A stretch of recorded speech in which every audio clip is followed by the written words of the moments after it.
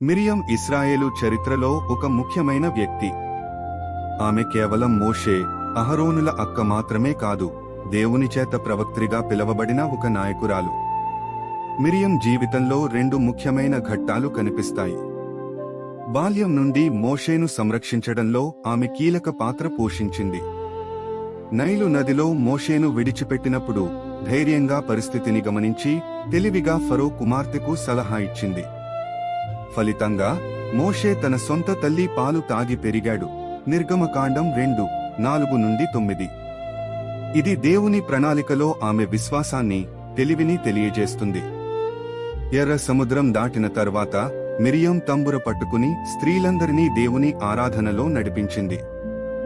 యెహోవాను కీర్తించుడి, ఆయన మిగుల అతిశయించి జయించెను అంటూ ఆమె దేవునికి మహిమ అర్పించింది.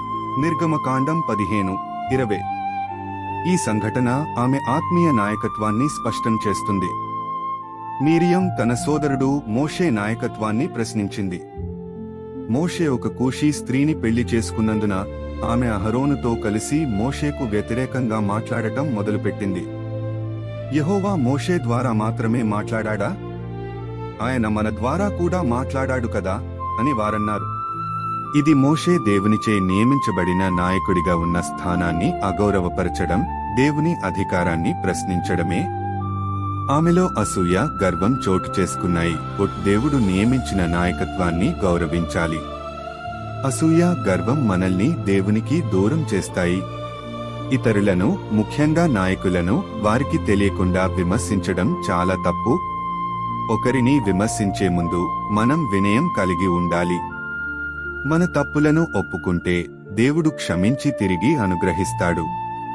మిరియం కుష్ఠు వ్యాధితో శిక్షించబడినప్పటికీ మోషే ప్రార్థన ద్వారా ఆమె తిరిగి స్వస్థత పొందింది.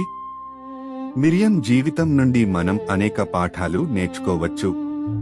దేవుడు తన ప్రణాళికల కోసం ఎవరినైనా వాడుకుంటారు.